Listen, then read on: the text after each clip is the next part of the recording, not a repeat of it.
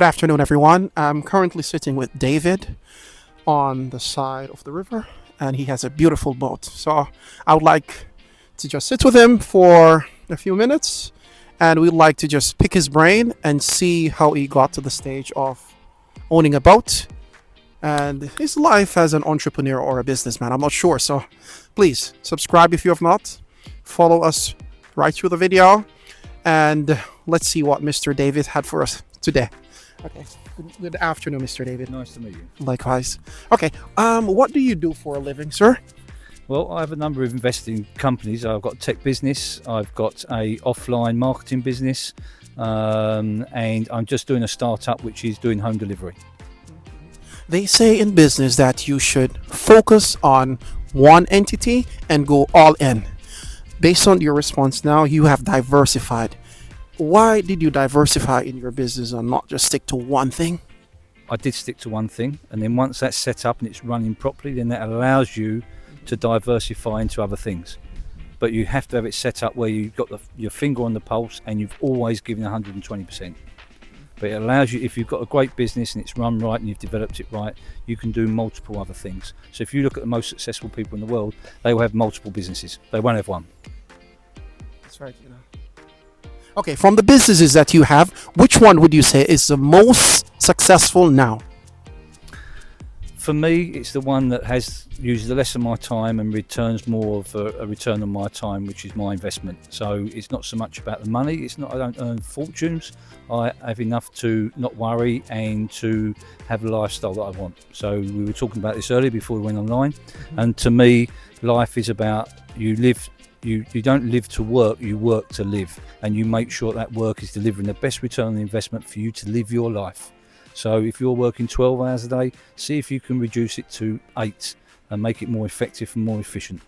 Don't just keep on working and working and working and working. Sit back, take some time and look at how much of your time and effort is being put into it, and look at reducing that down to the minimum amount of time where you can. I spend probably on my most income generating business about 4 to 6 hours a week.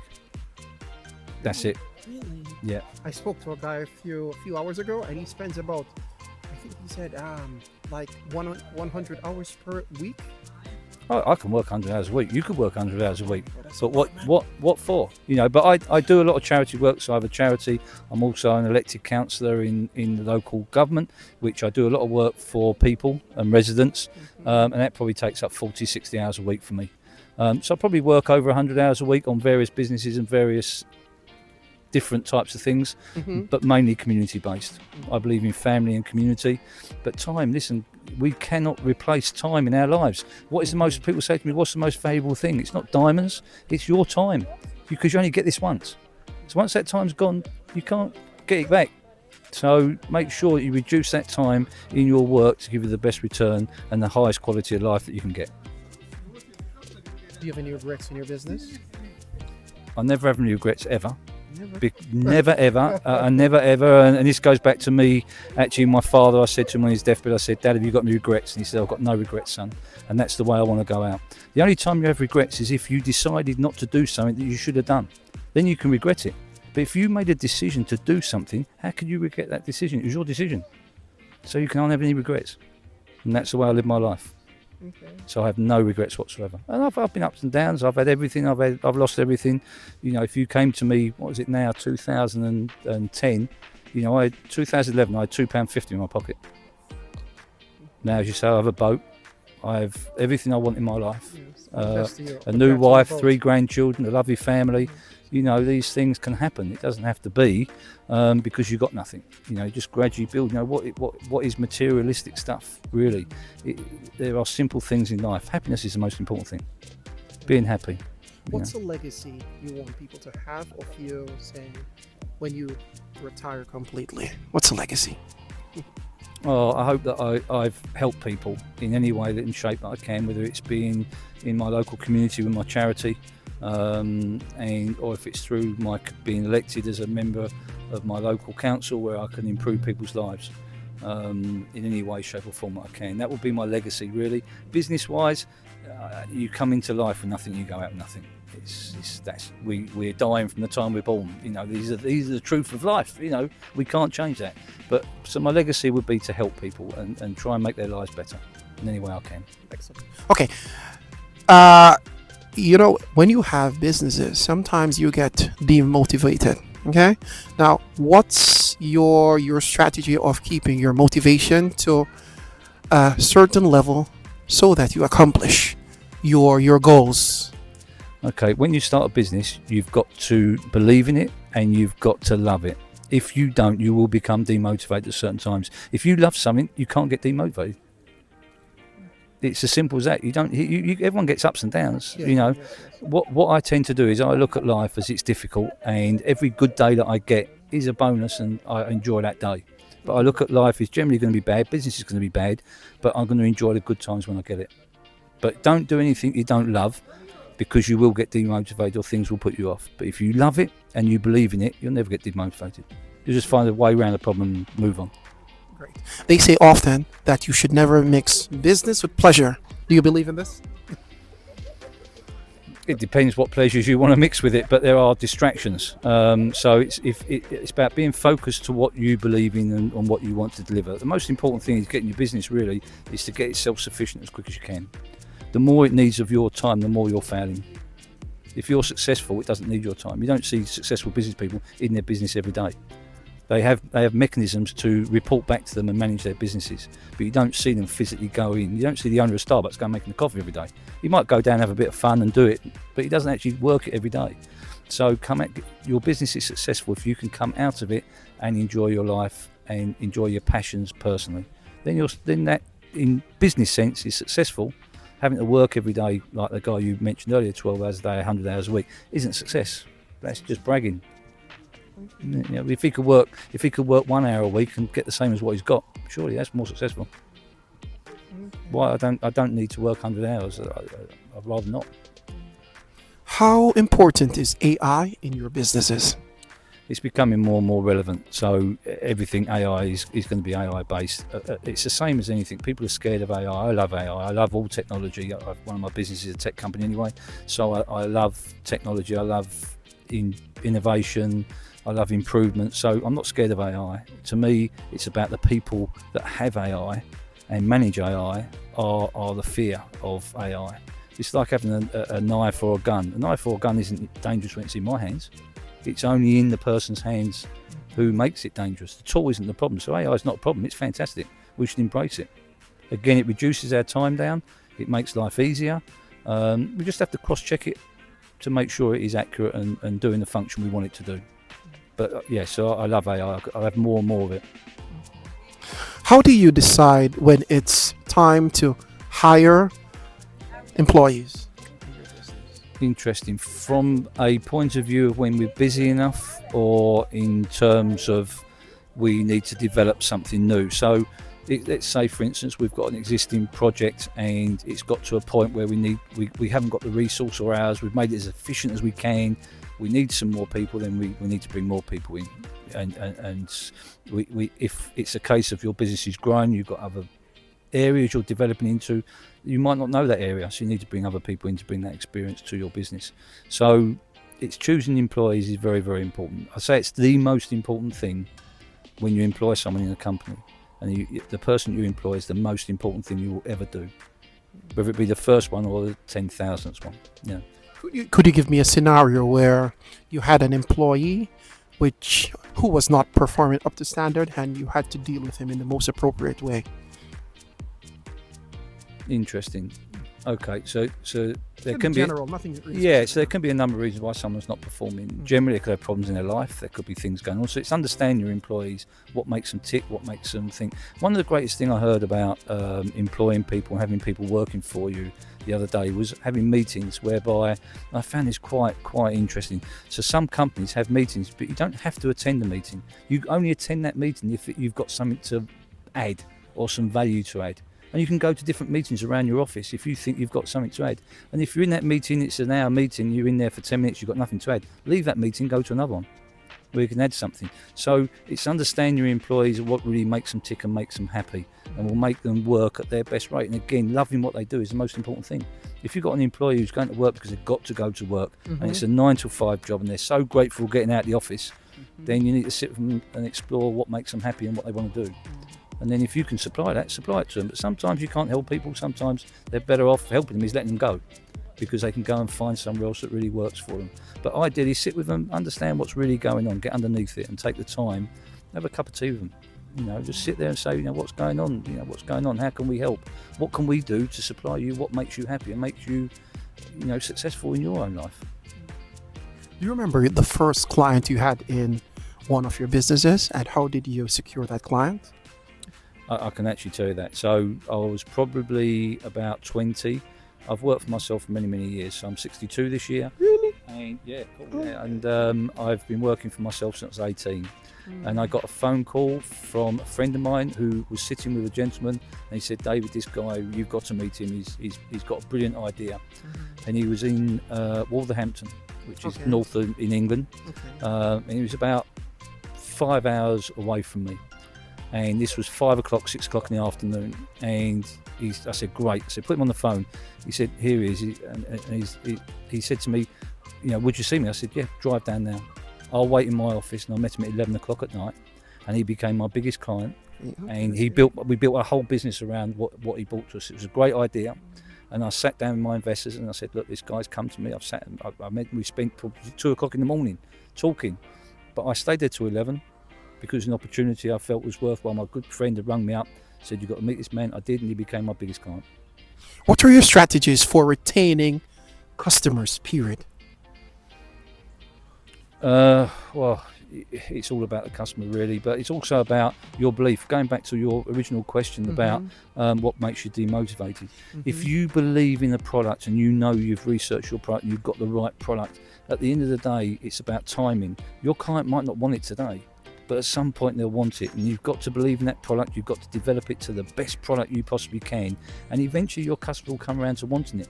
Because and I think this ethos is the same with Apple, other companies. It's about delivering a product. If you've got something that people want, just keep strong. You might not get it today. I remember there's a guy called Joe Wicks. I don't know if you know about Joe Wicks. He does PT training. And he's very successful. Look him up. He's got millions of followers now. But his first role was in Richmond Park in London. He used to go there with a trolley with all these bits on his personal training. No one would turn up.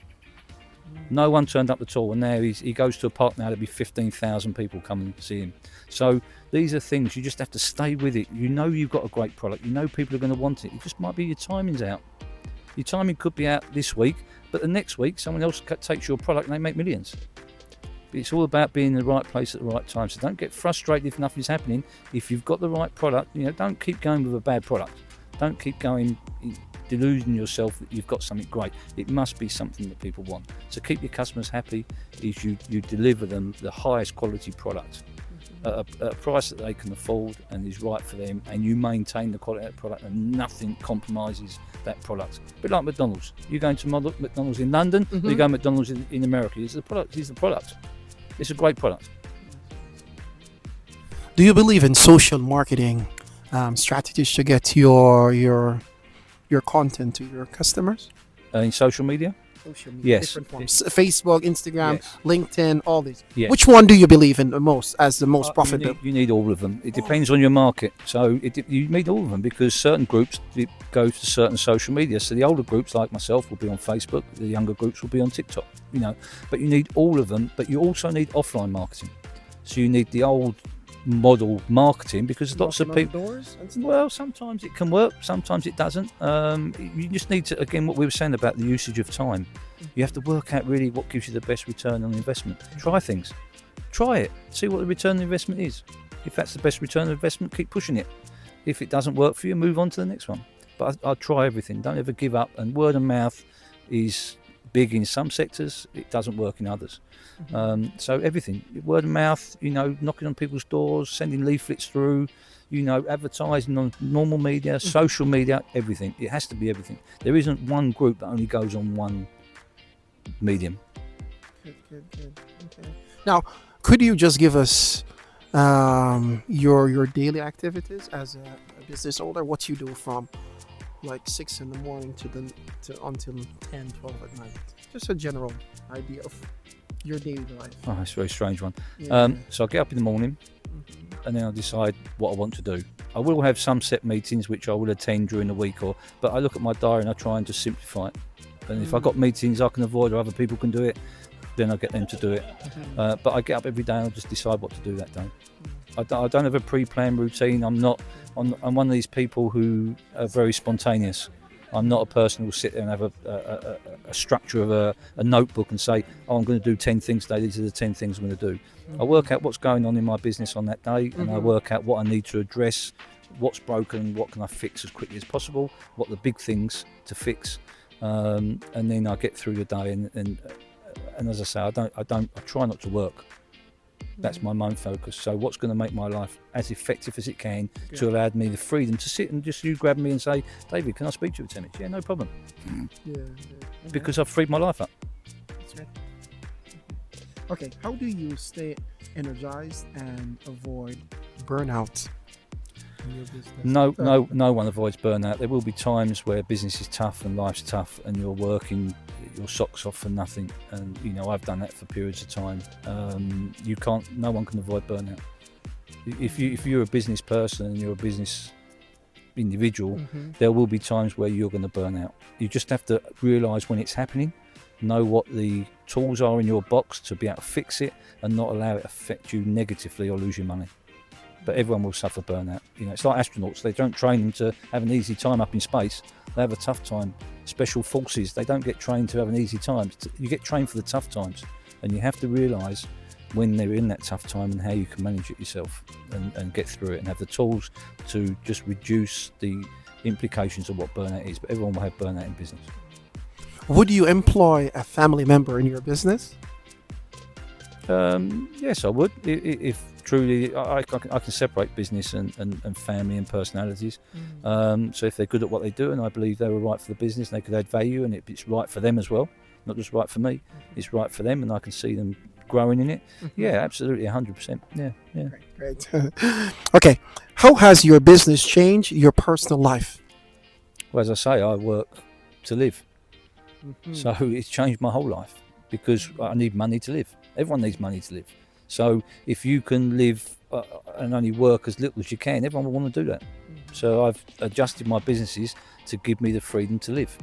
And so they've changed my life completely because it allows the money to come in to allow me to live. I don't need a lot. My life is very, very simple. So that's the key to, I think, as well, to trying to get the most out of your life is don't have debts, try not to, just keep your lifestyle down to a minimum, enjoy it. Someone can have something little, someone can have a bigger boat, they can have a bigger car, and have 10 cars, 10 houses. But work out what really you need and what makes you happy. And getting up in the morning, breathing, that's enough. From there, everything's a bonus. Currently, we have AI taking over many aspects of the market.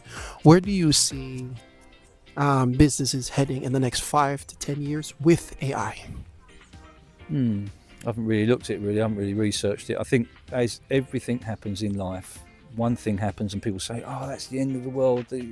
Something's going to end, something else gets created from something else. So I don't really worry about it, to be honest. Okay. I embrace AI for the reasons that I've said, and there'll be other opportunities that come out. If you can make money and you're entrepreneurial in the way that you think and the way you are and the way you behave, you'll find opportunity in everything.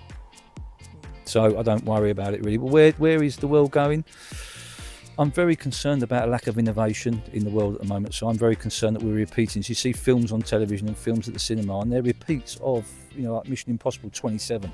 You're seeing repeats of the same old stuff. There's no new stuff coming through. Gladiator 1, Gladiator 2. We're not seeing new stuff that's brand new because people are investing in proven models because the investors now want to make money. That's their primary goal. They don't want to invent, they don't want to innovate, they just want to make money. So they pick on products that they know is going to make a return on investment. They're not going to take a risk. So people are risk averse at the moment. That worries me because that stifles development and the way people can grow. And that worries me more than where I see business going. Business will always exist as long as we're alive. Capitalism is the way the world works as much as I just like people to be more missionary in their approach and more sustainable rather than mercenary and just come in and take and destroy. That's what I'd rather see in business. I hope that business people, successful or just starting off, think of things as being missionary, because a sustainable business model will make you more money in the long run than coming in and just grabbing that profit right now and just leaving a carcass behind you. Our world needs a state. We can't earn any money without the world. If the world doesn't exist, we can't earn any money. So we need to look after each other and we need to make things sustainable. And so I want to see a missionary approach come into business. That's what my goal would be. Okay. Do you believe in taking loans to grow a business? Yes, but you've really got to be clear. You've already got to have the income to pay the loan back, in my opinion. If you're taking a loan and you don't know what you're going to generate, you don't know if you're going to repay it, then no, don't do it. But if you've already got income coming in that can sustain that loan, then it's not a risk really, because if it fails, you can still pay that loan off. So, and at the same time, loans, depending on your return on investment, if I'm going to return 20-25% investment and I'm paying 3 or 4%, it's a no-brainer. So you'll get wealthy people will borrow more money. So it's because people will lend you money at a lower rate as well, the more successful you are. Okay. So yeah, loaning money or borrowing money is not the worst evil, but if you can do it, as I said, if you can do it without debt, then that depends what you want. If you want a nice peaceful life and you have no debt and everything's paid for and you've got income coming in, it's a very nice place to live. I'm sure that you have had interactions with maybe millions of customers over your time. What advice would you give to the general customers in terms of their mindset when approaching your business? So my customers, I think in everything in life you just got to respect each other, and I think that's the most important thing. You be respectful, even if things go wrong.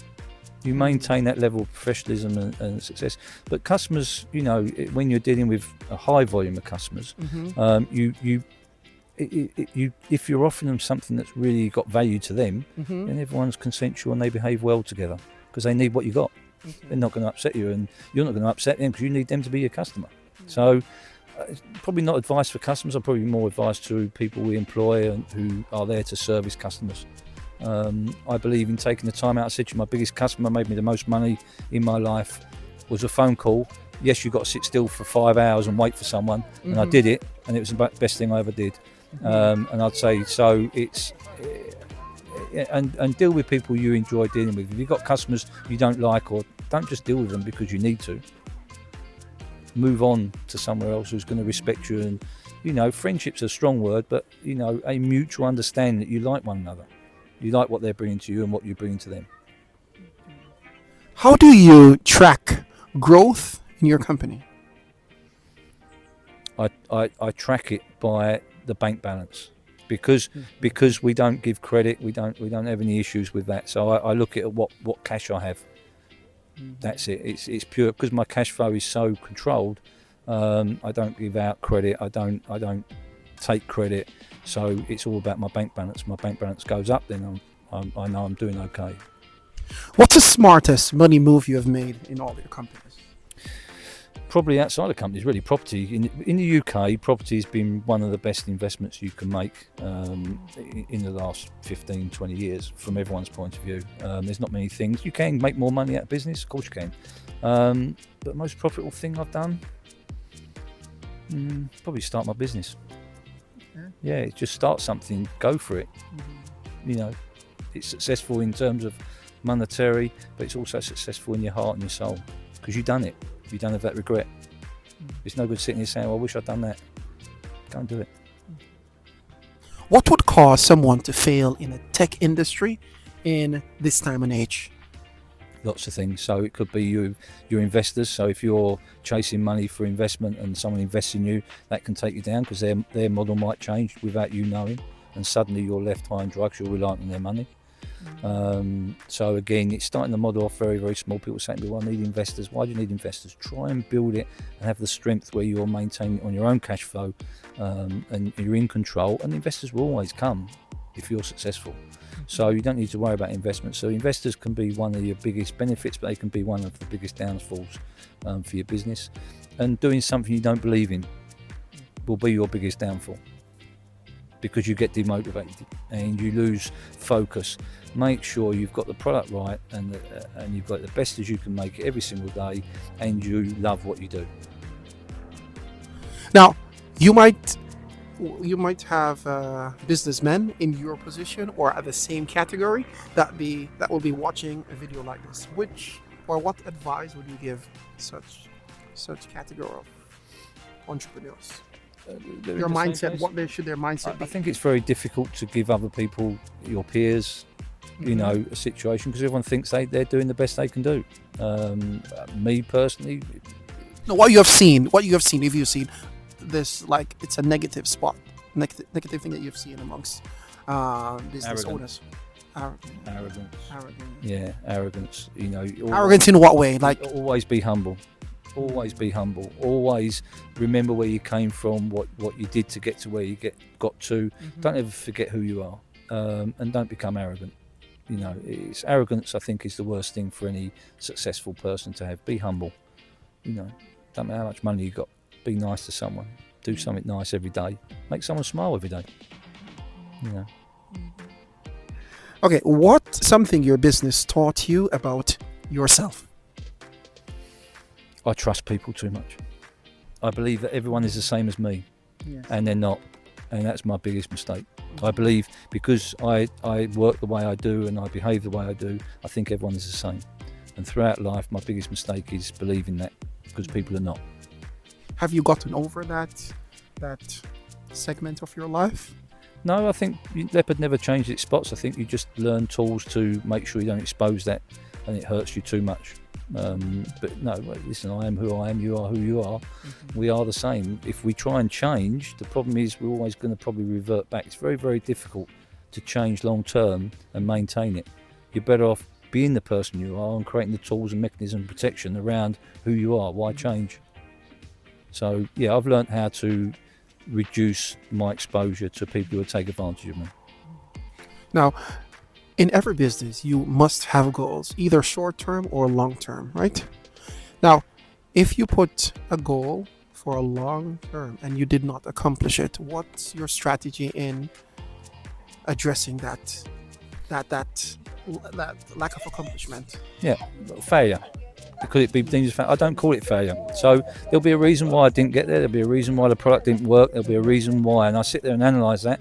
And I say, was it the way we marketed it? Was it the way we built it? Is it the way it looks? You just analyse all the little things that could be going wrong in that product or that launch in whatever you're doing. And so, but just because you don't reach your goal is not the end of the world.